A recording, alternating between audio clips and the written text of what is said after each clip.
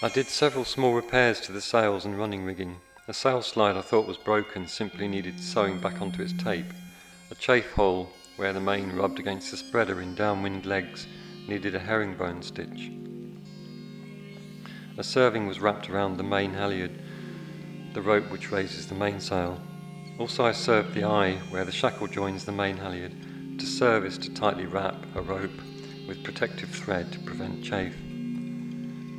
The foresail needed further repair, but it tore because of ultraviolet degradation, and simple stitching was not sufficient. I needed to have a purpose-made ultraviolet protection strip put onto the leech, the trailing edge of the sail. This would likely cost around £100. I had a spare but scruffy foresail which was slightly smaller but could be used instead. However, the damaged sail was a lovely big one and in good condition, apart from the tabling hanging off.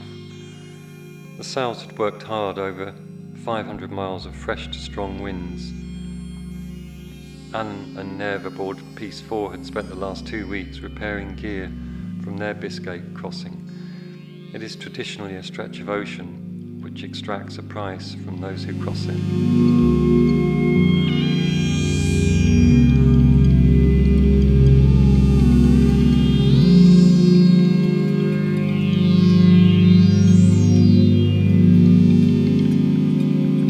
What was I doing, wandering in Spain? For that was mostly what I did. I strolled around different parts of the city, always looking for something or other. On some level I felt like a modern Laurie Lee who wrote, as I walked out, about walking through Spain. I also remembered Hermann Hesse's Wandering, a book of short stories about different journeys, all travelling to travel rather than to reach a destination.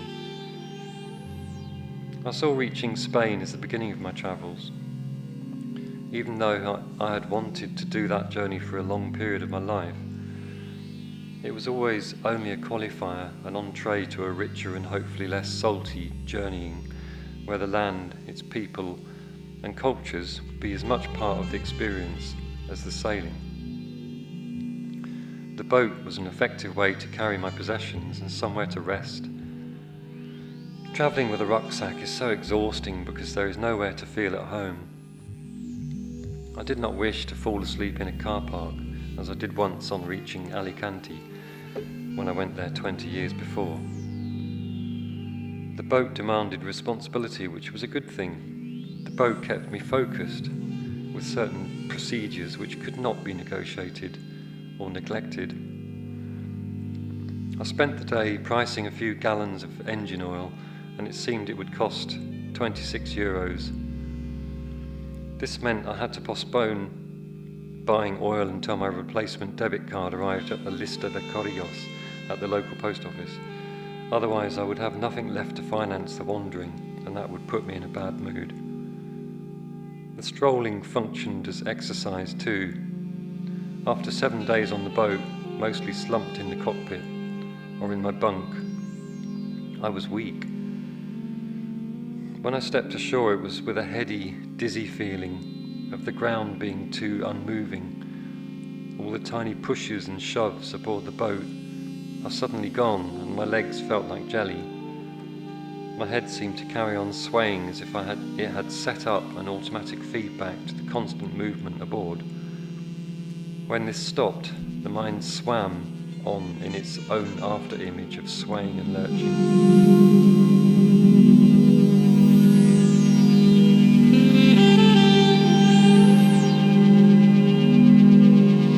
I walked a different way into the city, around the seafront, the balcony of the Atlantic, as La Coruna markets itself. It was a greyer, cooler morning. I had taken advantage of the temperature to get the outboard engine going again. I stripped the carburettor, blowing through the main jet and cleaning the petrol air mix adjuster. And I cleaned the spark plug after looking at it to see if it showed any sign of irregular combustion. It looked slightly reddish, so I was none the wiser, but there was fuel and oil getting to the plug, which showed greasy wet. While pottering with the engine, a large Scandinavian gaff-rigged ketch left the anchorage into the fog outside the harbour. La Coruna is a stopover for many cruising boats, but hardly any seem to linger. This fact made me feel as if I too should be heading south, but I decided to wait for my debit card and my forwarded mail. Then I'd be able to buy engine oil and navigation charts. I would perhaps get a Spanish SIM card for my mobile phone, although that depended on whether it would work to my advantage in Portugal too. I seem to have decided Portugal was the best place to winter for its warmer climate, so having got the outboard running to my great satisfaction because I did it all myself, I walked into the city via a convoluted and more functional part of La Coruna. There were shops and cars and people as usual, but the cool grey day made everything relaxed. It was like a typical September day in Northern Europe. I felt a lot more at ease, even at home, in the grey air and vaguely chilly streets. Out at sea, deep in the fog, a ship blew its foghorn at intervals, and I wondered how the gaff-rigged Scandinavians were finding the day.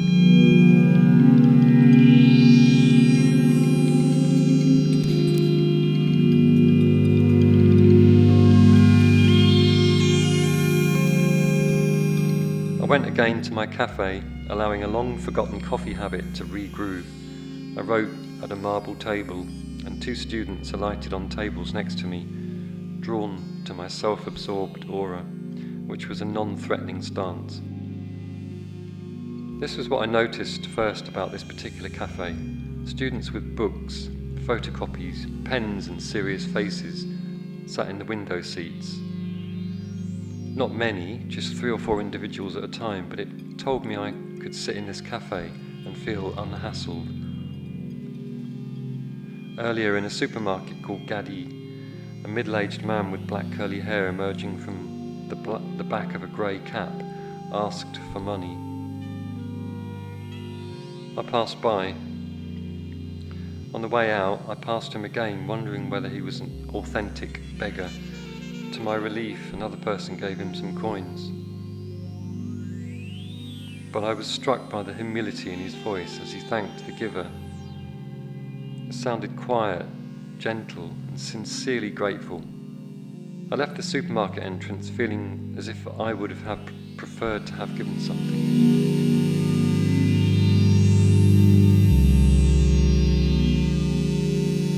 The Gadi visit was frustrating because I really did not need to go into a supermarket. I had a desire for something to eat, such as peanuts or a banana, but realised as I wandered the aisles I was using the shop as a place to hide. From what? From myself? I'd been stressed about being away from the UK with very little resources, while all my friends were reduced to SMS text messages on my mobile. Walking the streets was a way to relax after intense activity. Just browsing in shops was a chance to let all the thoughts of the day filter through to their proper places. But I was filling in time, looking for peanuts without salt, trying to find something not there to be found. When I left the Gadi shop, I was approached by several street vendors who appeared to be the equivalent of the UK big issue sellers. They had a low level of threat, but nonetheless made me feel uncomfortable after I refused to buy a sad-looking paper all in Spanish called La Calle, the street, or similar. I did give €1 to a statue cowboy street artist. He had a silver-painted chaps up to the thigh, a toy gun in a holster and a leather cowboy hat on. His skin was street performer silver. I As I dropped the coin, of course, he moved to kiss my hand and then flipped his action into an offer of a red boiled sweet. I laughed and complimented his act. I felt restored, and the usual hot sun was now out again. I headed for my favourite cafe and the marble table.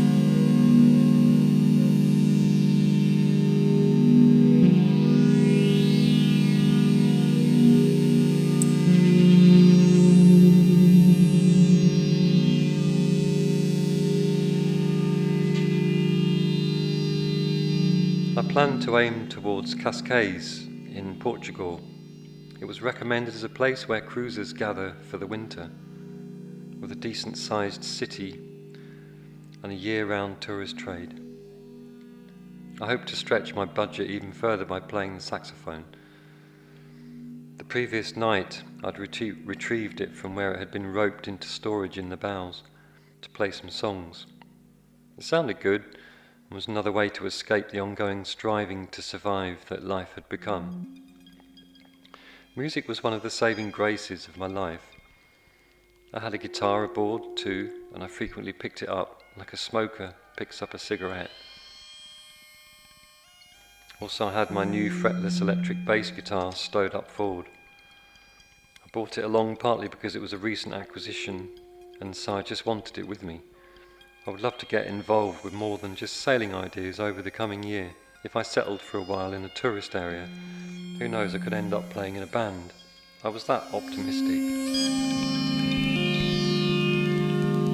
The internet cafe was very cheap. 2 hours sorting through 144 emails cost about €3. Equipment was very old though, and there were just 3 working PCs with dismantled units lying around the place. I would not risk doing any secure transactions, such as internet banking. The possibility of keystrokes being recorded on networked PCs being monitored for passwords, etc. was too risky. There was a chocolate bar I saw in Gaddy called Online. That made me chuckle. Somehow I can't imagine Spanish households having PCs set up. It's in the UK. Obviously many do, but Spain is still very much locked into creaky, traditional social worlds. The culture was very advanced when allowed to be so, but the majority of people seemed inclined to log on to a mainly Spanish way of living. There was a difference between the UK and Spain which was hard to pinpoint. It was to do with the way each country consumes goods. There were none of the big digital electrical stores like Dixon's. Instead I saw the odd specialist retailer selling printers. There was not the rash purchases of family PCs with sound systems, printers, scanners, and a digital camera thrown in Spain. I'd seen the fervour to get computers in the UK. People going out to spend £1,000 on a box of components as if it would be the answer to all life's problems. That may or may not be the case, but in this part of Spain, Galicia, there was not the disposable income, or it did not show at least.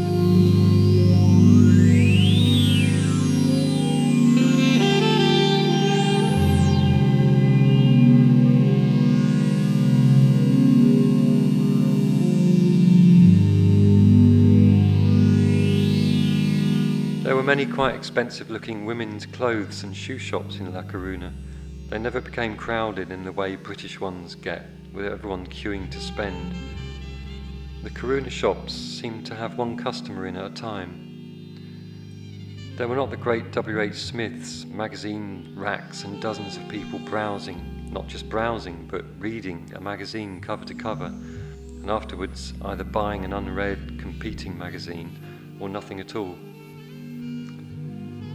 In Coruña, magazines were in abundance, but trapped behind glass like flies on a hot day, fading and untouchable. It was not a hands-on culture. When I wanted to choose a navigation chart, all I could do was point to one in a catalogue. The assistant would then run around to another shop to collect my choice. I just wanted to look at lots, compare them, and know it was what I could use. I would have preferred to have been directed to the shop where the assistant was running to, so I could get my hands and eyes into the stock charts. I could gain all sorts of impressions of the area by looking at different scales of charts with smaller or wider areas. To travel into an area, one needs to have an internal picture in the mind's eye, onto which all incoming information is mapped, however impressionistic, and browsing charts is part of this.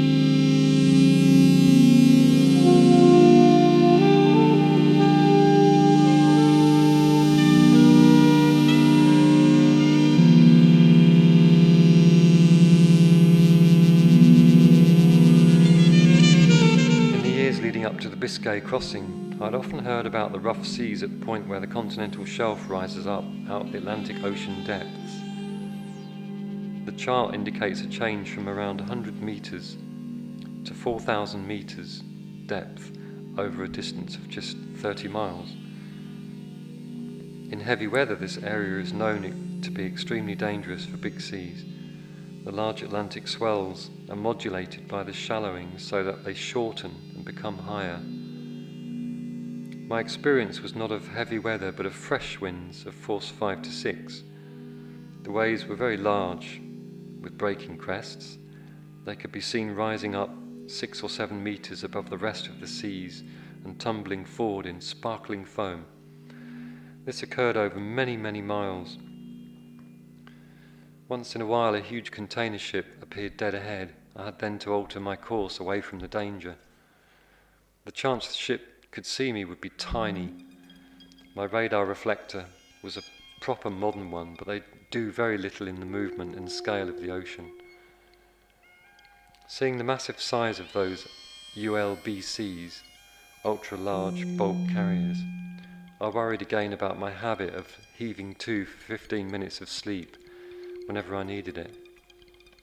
The tiny flickering paraffin hurricane lamp flame would be negligible. I suppose the only thing in my favour was the sheer amount of room out there. The actual chance of being hit was reduced by that alone.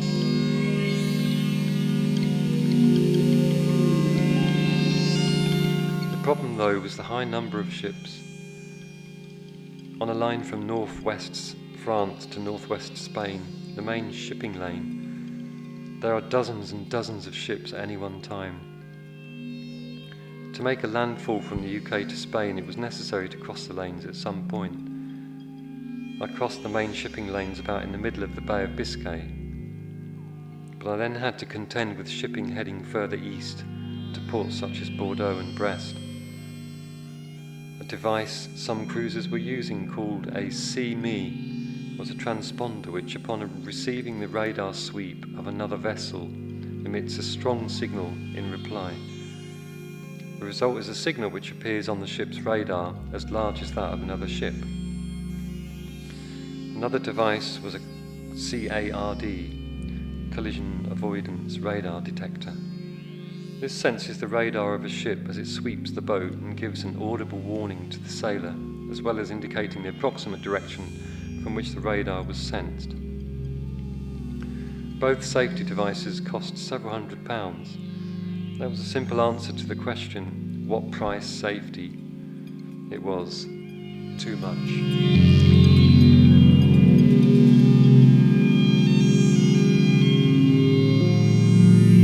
Real safety comes from looking after oneself so natural alertness and decision-making is not impaired. I seem to manage with 15-minute sleeps.